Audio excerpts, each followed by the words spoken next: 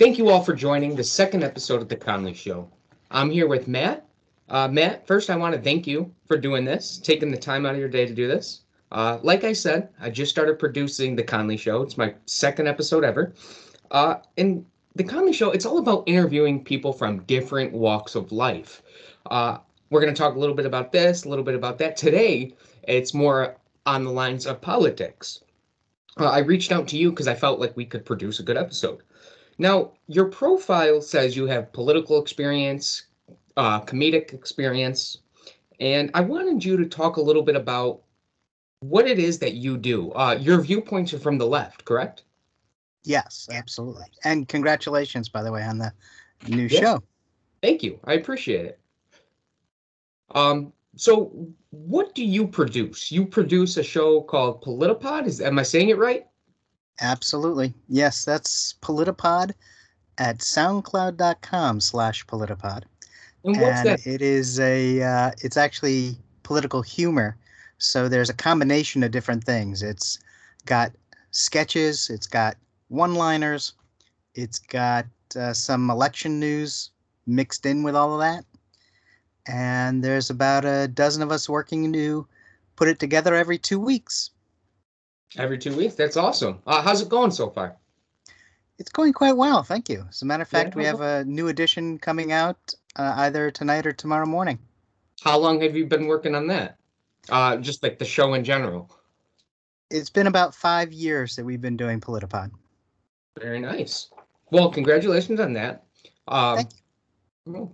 Now, I'm just going to jump into something that's a little more recent. Afghanistan. The crazy stuff that's going on over there. Should we have even been into Afghanistan in the first place? What's your thoughts on that? Probably not. I mean, their historic record on Afghanistan is that when you go in, you get trapped there, and it's a quagmire, and it takes your people's lives, and it takes your money because you keep spending on it, and the people have not been a catalyst for change within their own country. So people come in, they try to change it, they don't want to change, people leave. And that's how it was for the Russians, that's how it was for the British, for the German, for the French, for the Mongols, for the Romans. I mean, there's no end. No one's been able to conquer this landlocked country in the Middle East. Like you said, the Russians have failed. We have failed. And I don't know when it was, but I think it was 1800s, the British failed. It's a very hard place to navigate. There's mountainous terrains. Off the top of your head, how many people does Afghanistan have? Do you know? I do not know that off the top of my head. No, I was just wondering, like, how big is it? Because with the Taliban controls 90% of the country, they say. There's a few areas where I don't even know if they're called anti-Taliban but what do you do with the Taliban? Do you accept them as the official government of Afghanistan? Or what do you do? Because, we're no longer there. They're in power now. So do you try to work with them in order to avoid future conflict? Well, the question is whether you do or you don't. We have, to some degree, we have a working relationship with North Korea. We have some kind of a negotiating relationship with Iran. And so there are nations that we have a negotiating relationship with Russia, who is perhaps one of the larger threats to us. Of course, China is there up there too. And we negotiate with all those countries, although we are not necessarily friendly. So it may be that we'll have to work with the Taliban if they're the ones who can make it work as an internal government in Afghanistan. So I read that now the Taliban, the president, I don't even know his name. The president of Afghanistan took off. He took a bunch of money, but there's about $7 billion in funds, which is actually in a bank in New York. And I believe we froze that. So for the Taliban to access the money, what do they have to do? Do they have to guarantee that they won't use terrorism, Do they have to guarantee that they'll put it into their country, like infrastructure, schools, hospitals? How do you go about giving them back that money that's for Afghanistan? And that is an excellent question. I assume that it will be something that will be negotiated over. But I also don't think that, although it is a large chunk of change, Right. the 7 billion is nothing to sneeze at. It is also far from the only source of income that the Correct. Taliban has access to.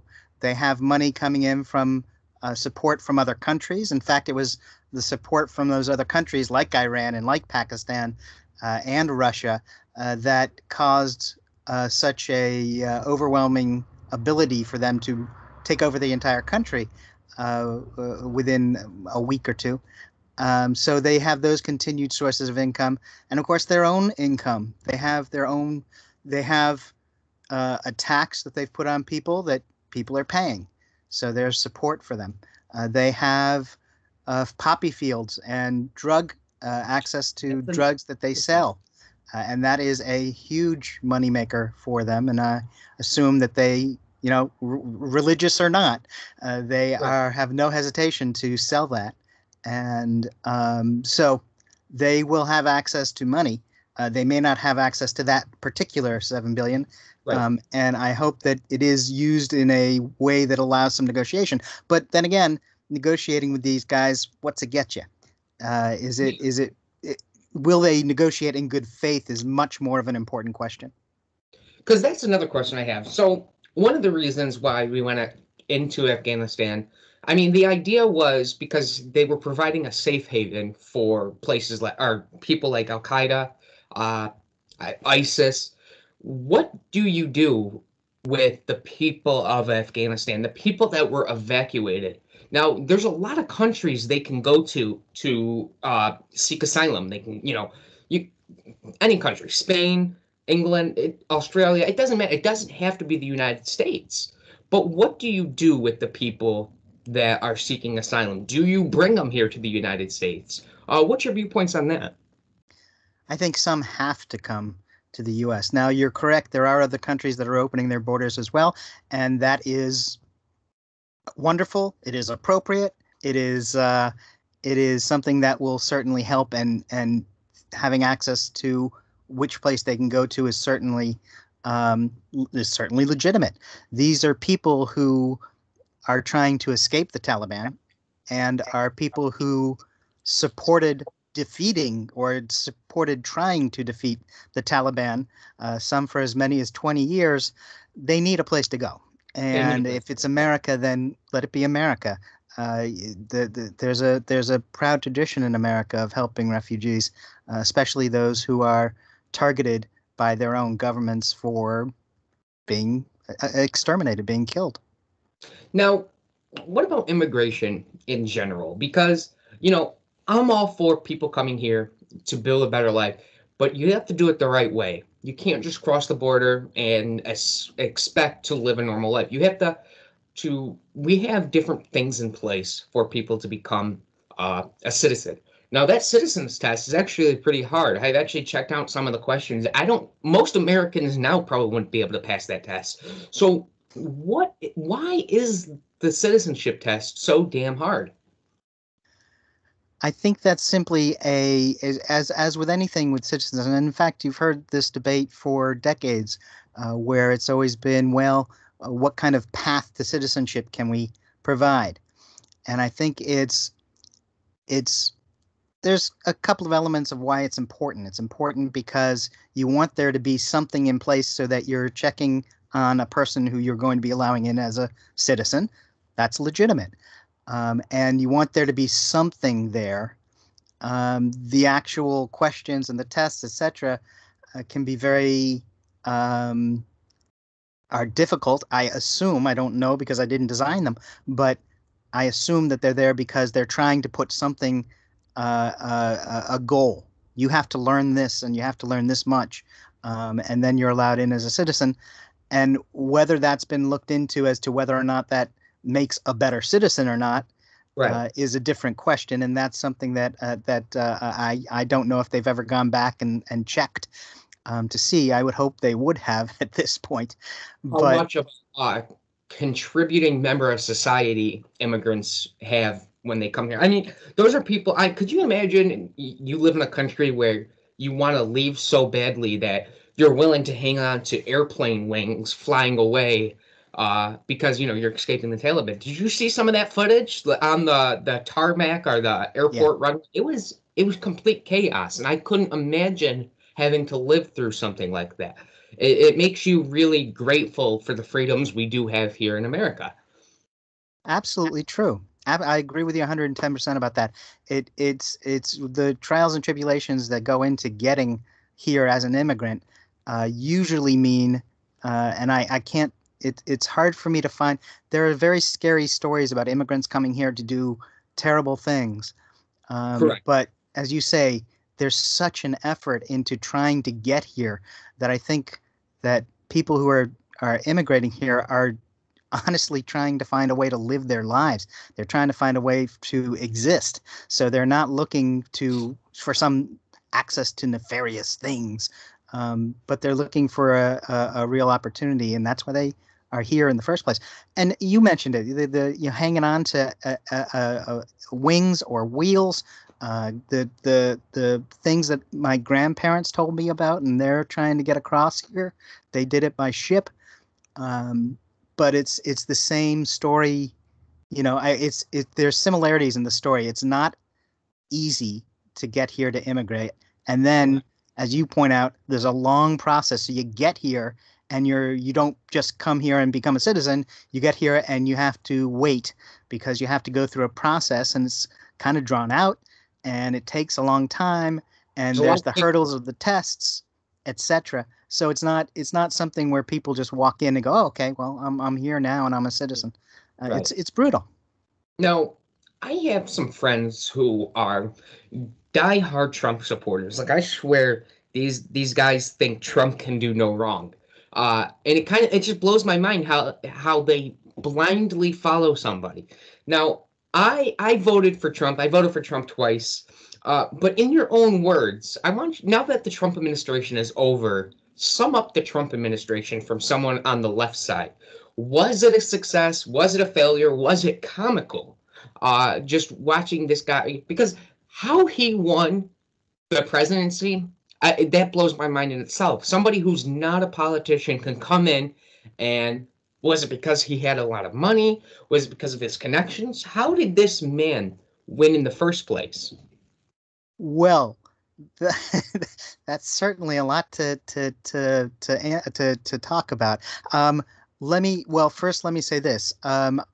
He well, first of all, he won because he got the votes. The bottom line in elections is who gets the votes. The Electoral College votes? The votes that allow you to get the electoral college. So you're right. The bottom line is the electoral college. The electoral college is goes through a parsing a system of the popular vote, and then it's converted to the electoral. So so in other words, there are actually 50 elections going on election night. People might think of it as a election because it's happening everywhere in the country, Right. but in reality, it's over 3,000 Yeah, because the entity that actually runs elections is the county. right. So it's your county government that runs the election, and there's over 3,300 counties in the United States. So there's 33,000 entities that are doing elections on election night that filter up to the state, and then the state. So in other words, it's not a very simple process either. Just like these people who expect to have an answer on election night, which I think there's been a lot of, because of the way it's covered in the media, you think everything is instant. You Right. know, I want popcorn. I want it in 3 minutes, Yeah. but it's not a popcorn world. Yeah. The reality is something like an election is going to be harder than just putting something in a microwave and pushing a button. It's going to take time. And if it takes, and there are some rules in some states that stretch it out even longer. So and I can explain that, but let me go back to your question for a quick minute. So the fact is, at the end of that election, he had the Electoral College. He was president. Do I think it was good? No, I don't think it was good. And I think in part because of the individual. I think because of Trump. When Trump came in, he brought in people. Part of his thing was, I'm not I'm not the establishment. I'm not the regular guy. And sometimes that's a good selling point in a campaign. In a campaign, it's easy. It can get you a lot of goodwill from people to say, oh, I'm going to stand up and I'm going to do something different. And okay, but then the proof is in the pudding. What do you do? What do you actually do? And I think, as you were mentioning, how were things during that administration? And it was pretty rough. I mean, yeah. I think that people, even folks who like yourself who voted for Trump, I think looking back on it, you can kind of reflect on it a little differently because of the things that were going on. There were a lot of troubles. There were a lot of turmoil, and you had the president trying to stir up that turmoil. That was something that was not common and not something that's happened in recent memory, where you have a president who's not only trying to stir the pot, but he's also going after individual people as the president of the United States of America, which it's doubly stunning from my perspective, because the Republicans for decades had said, their whole thing was, since the 1980s, the whole thing of the Republican Party is government is the problem, government is a danger, government is going to harm you. And then when they had a president who was in office who was actually going after individuals, where were the conservatives and the Republicans? They didn't seem to. It's only after it that they seem to be saying, well, gosh, I guess that wasn't so good. Your Joe Walshes and people like that are now saying, oh, wow, that wasn't so good. And I can agree with them on that. One of the things that stunned me was the way he would just talk on Twitter, like the lack of professionalism. Like you're supposed to be one of the most powerful men in the world, leading America. And there was one instance where he was calling out Kim Jong-un, talking about how I have a big red button and mine actually works. So not only are you calling out the leader of North Korea, but you're also talking about how you have no fear of launching a nuclear war by a press of a button. It's comical in a sense. And looking back at it, now I can remember a little bit of the Bush administration. Like when 9/11 happened, I can remember that. I was 6, 7 years old. Biden administration, Trump administration. What other administration have you experienced in your lifetime that is relatable to Trump's administration in the sense of the lack of professionalism, the comedy behind it? A lot of people like to go to Reagan, just because wasn't it Reagan? He was an actor and Trump was on TV. So a lot of people like to compare that. But is that really comparable? I don't know, because I didn't experience it. I think there are certainly comparisons there, but I also think you have to, and this is going to kill me to say, I hope that we can actually stop the video for a second, but yeah. But the thing about Ronald Reagan, yeah, he was an actor, and yeah, he was not good at governing, but he had been a governor. He'd been a governor of California.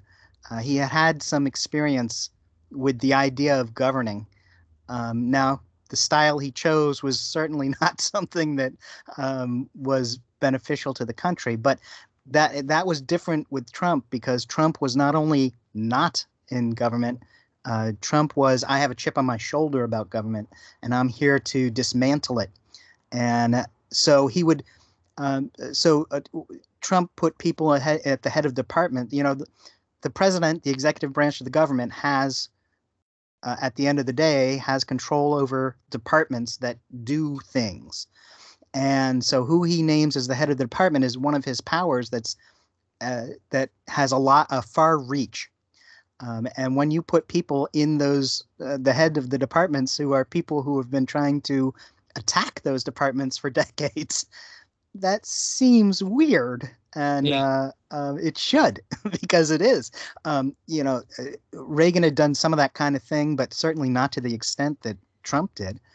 And yeah, as far as humor, absolutely, there's a lot there. There were, everybody had a different way of trying to deal with the discomfort, and some people used humor, and I know we did. We Yeah. did a whole show, and we still actually, even now, we still have a Trump character that pops up every once in a while, just because it's representative of that segment of the population, and it's there's still that that awkward sound, the way he sounds, and right up to the way he says stuff. As you say, he likes to be blustery. He likes to be able to say, "I'm going to do these things, and I'm very important, and I'm very," Right. and that kind of stuff has always been good fodder for comedy. Yeah. Um, at the same time, there is a part of me that agrees with the comedian Patton Oswalt. I do not. There's a comedian who's been around for a while by the name of Patton Oswalt, and he tells a joke about, this is a joke that came out during the Trump years. He said, imagine, so he says, somebody came up to me and said, and pointed out that I had material about Trump and how horrible it would be if Trump went away because I'd lose all that material.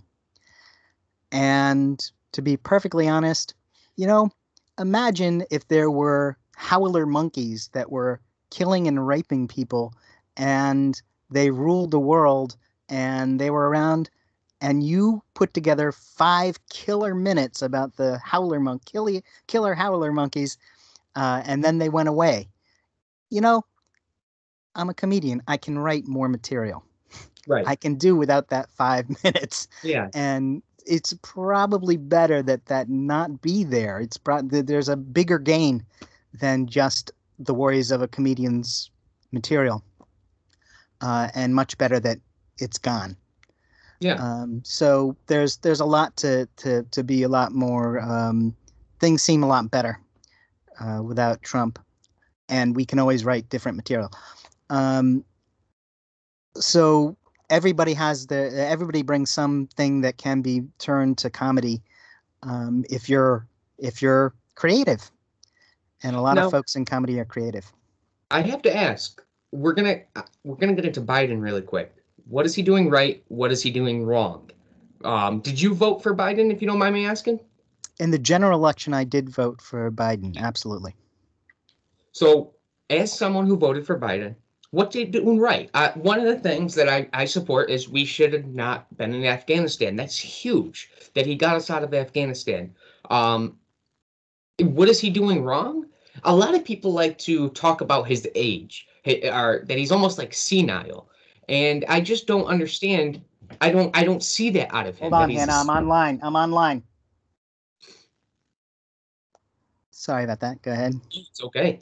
Um, so in your own words, what is Biden doing right? What is Biden doing wrong?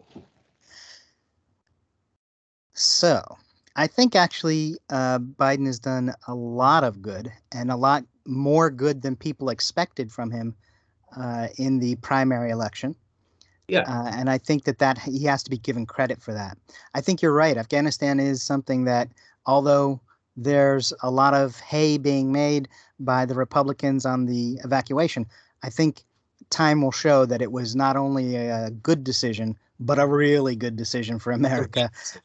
And it was the right call. And it may be difficult, but it was the right thing to do. I think that a lot of what he's promoting, the idea, the budget and the infrastructure plan, and a lot of the ideas of getting things back in shape. Infrastructure has been neglected for decades, mainly because you can. When you're spending money, when you're putting together a budget, and you say we want to spend on this, this, and this, taking away X number of dollars from rebuilding a bridge doesn't show instantly. So Right. it's easy to do and say, hey, look, I saved more money. Yeah. And with people not quite understanding that, then they say, oh, they reward the people who do that. So they reward the people who neglect the things that need to be taken care of. So he's sort of saying, he's sort of a reset guy. He's saying, okay, we gotta do these things because we need to have these things in the future. So I think that's kind of courageous, and I think that's a good thing that he's doing. And I think that will benefit everybody in the long run. And so there's the thing that I like about him. I like that he's actually doing the things that are, frankly, are necessary, and the things that will keep us as a strong country. Yeah. Now, quick guess, does he win the next election? Does he stay in office for 8 years? That means we would have Biden for 16 years because we had him as the vice president for 8, and then we have him as president for. So is that because there's a lot of support building back up for Trump in 2024, and I just don't see Trump losing the election in 2020 and then re-winning the election in 2024. If he does, that would really blow my mind. But are we with Biden for the majority of the time? Well, and let me mention that historically, there's actually a situation where a president did lose and then came back and won. Really? Yeah, there was Grover Cleveland, who lost election and then the next time ran again and actually got back into office. So it's not impossible. It's not unheard of. It's not unheard of. And I can't imagine that somebody with Trump's ego would let the opportunity go by. Right. I mean, frankly, even just for self-promotion's sake, which I think the first one, honestly, was mostly about, I don't think he really expected to win. I think he really expected to just get a boost in his, to be able to play the same book of a stolen, a rigged election, but to do it as the person who lost and just put all his effort into promotion of himself through the horrible thing that happened to him because he's such a victim. So he'll continue to do that, and he may run again. I think, as I say, I think it's probably that he will because he can't. His ego won't let him step aside. Right. So we'll see how it plays out. Do I think that Biden could do it? Absolutely. I think that because he's doing these sort of let's go back and take care of things that were neglected. I think that when people are looking at a president, I think part of the re-election cycle is that they look at what is he doing, and even if I don't necessarily agree, is it something that's is it a good thing or a bad thing? Yeah. And mostly you don't see people repairing things as a bad thing.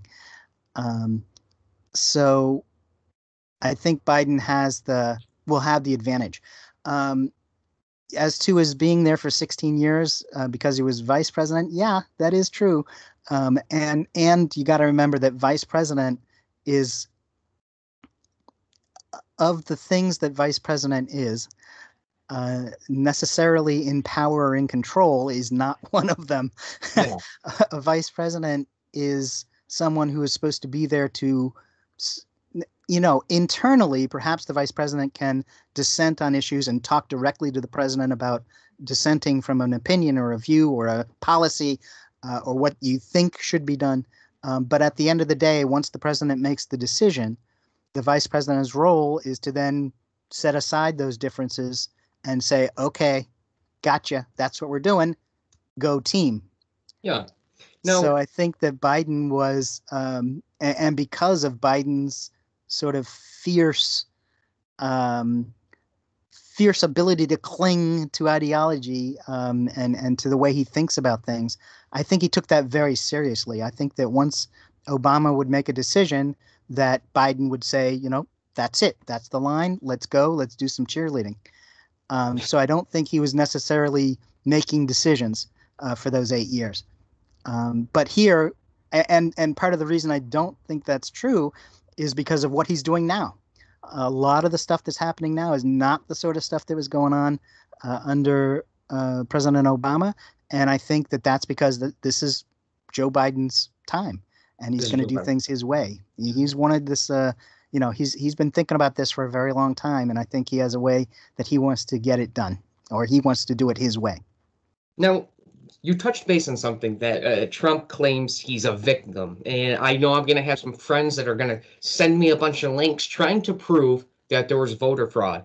I don't believe there's any evidence showing voter fraud. So why is he still claiming that he lost the election due to this fraud? It was a rigged, like, it just, what do you do with a guy? Sir, there's no evidence of this happening. So why do you keep saying that you lost because of a rigged system? Like, at what point does he stop and realize that maybe you just lost? Yeah, he won't do that. Yeah. Because Trump has the ability, and there are people in the society who are like this. There's people who just have the ability to um, facts don't enter into it for him. His perception and what he wants to project of himself is primary, and it's so much more important than facts that when the truth actually comes, it means nothing to him. He has no sympathy, he has no empathy, he has no way of digesting that sort of stuff and going, "Oh God, Right. Yeah. this And it really, goes this back to, really just didn't go my way." yeah, absolutely. Now, I'm not going to keep you too much longer. I have a few more bullet points that I wanted to get your opinion on.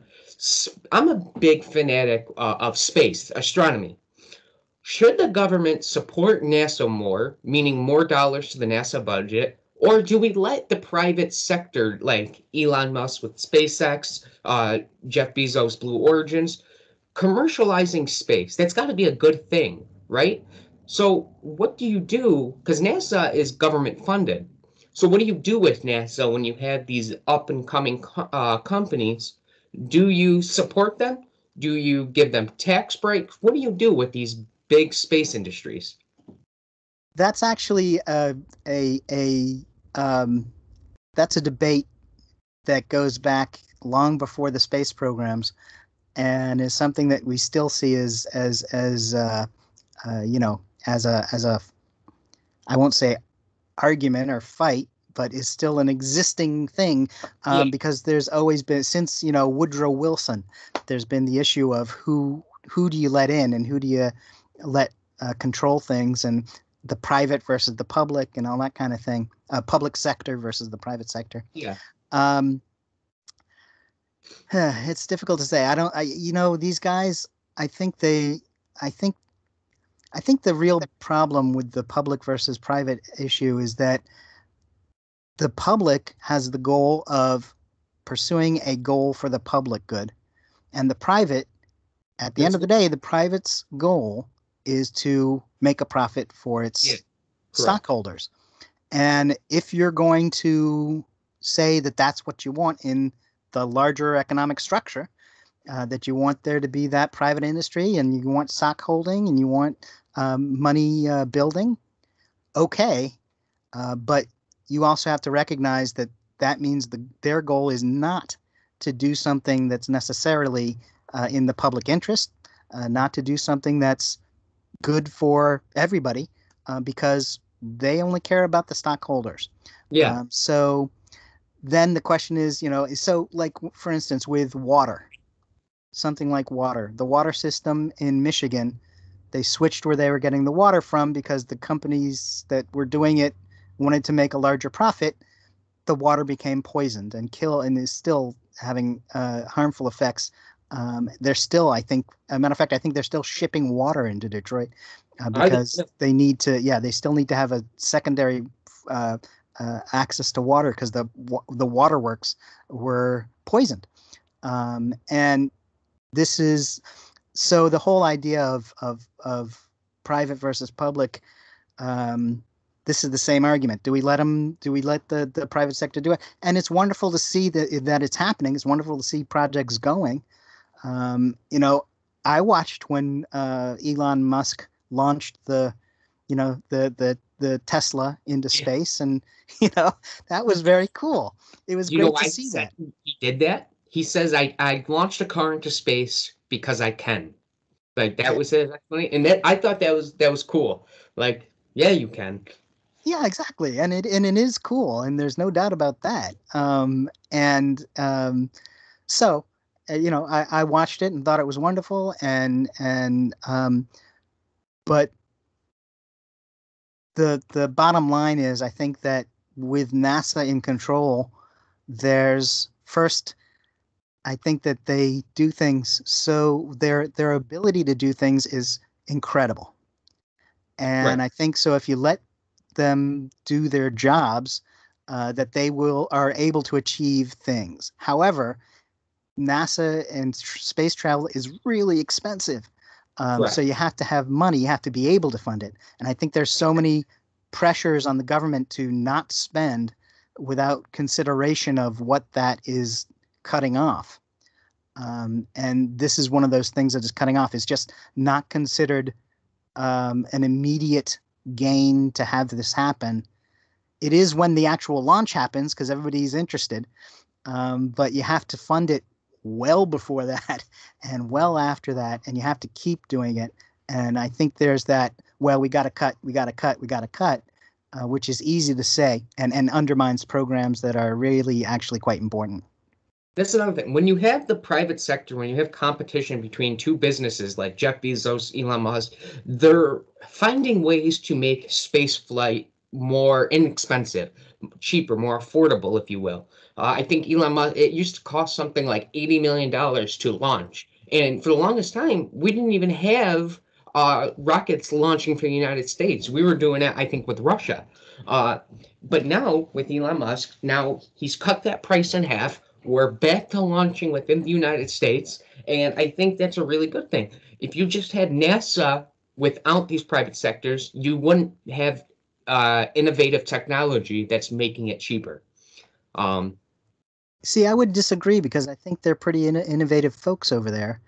And I think yep, that there was not, I don't think I don't think the pressure to cut their budget was because they weren't being innovative. I think the reason for cutting their budget was people were, um, you know, Congress people who were not in districts that had NASA projects were stirring up complaints about how we got to cut something, and cutting NASA was just attractive because, as I said, there's not an instant way to explain, oh, we need X amount of money to do this. right, I think your point is true. I think that as you do it and as you do it more, the cost comes down. You ameliorate the cost over time. But I think that's probably true for what happened with the Apollo missions and with the right, multiple trips that they did before that. The only reason they wound up being trapped into having to work with the Soviet or the Russians, um, I think that really was because the budget was just cut to ribbons here, and they sure, couldn't get what they needed to do the things to be innovative in order to bring down the costs. yeah. So if that's the only way they could, if that if getting it to the private sector was the only way to actually get a project up, then what do you do then? I Correct. guess you give it to the private sector and we'll see what happens. Now, I'm going to go ahead and start wrapping this up. We touched bases about this a little bit in the beginning. What do you do about China? Is their economy surpassing us? Have they already surpassed us?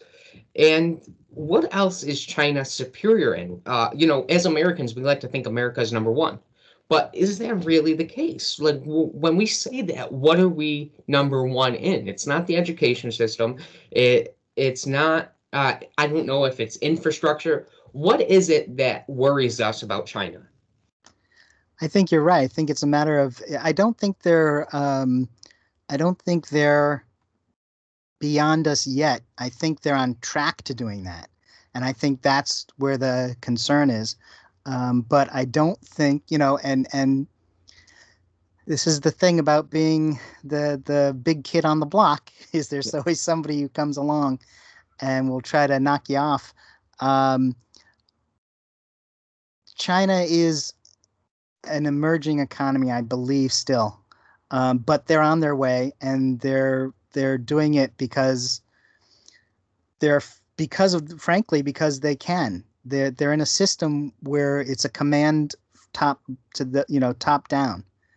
So when they want to do something, boom, it can be done a lot quicker. Not always necessarily better, because innovation is squashed. But you can get things done very quickly, and Yeah. they've been funding foreign investment in China is far-reaching. They purposely go all over the world and to places that America has not gone or that America has left, and then follow up and say, "Hey, well, we'll help your economy. We'll help you with building those dams and making those, whatever it is that you need, because that buys them prestige, Correct. and that's going to help them more than as much as anything else." I don't think that people point out all the time that China owns debt in America and how dangerous that is to America. I don't buy that, because I think that a lot of countries owe debt to a lot of other countries, Right. Right. and it's they don't want to pull pull it out from under them to destroy them economically, because they want to get the money.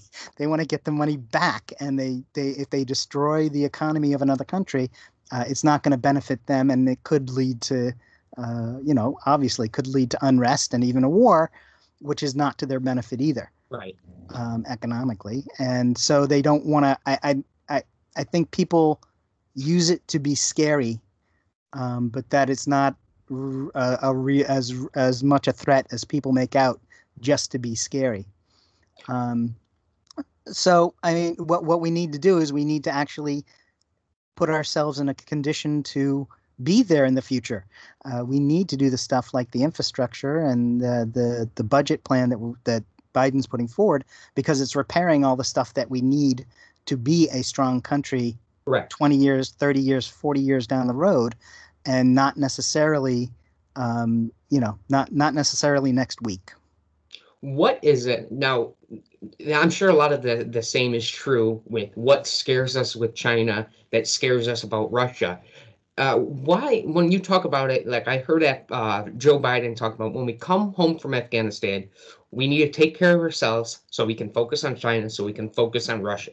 What is it about Russia that scares us, if anything? Is it just the fact that they can surpass us just like China can? Oh, absolutely not. Russia will not surpass us economically. That was resolved a couple of decades ago. They're not a world power, but what they are is, just like Trump, actually, just like Trump, what they are is malicious, and Yeah. what they are is willing to, they're willing to attempt to undermine things, our country, our elections, what the government does, to a degree greater than any other.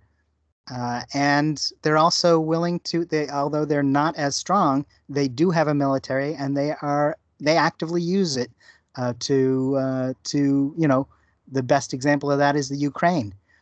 The Right. Ukraine is an independent country, but they decided they wanted a part of it, so they marched in. They Yeah. literally took troops and put them in there, and just as with the other parts of the Ukraine now, where the Russians are going in, but they're just not dressing in their uniforms. They're going in as supporters, of the opposition, and they're stirring up physical violence and trying to promote a larger conflict so that it can be justifiable in their minds, to the Russians to then send in the military, because there are Russian nationals that live in those areas.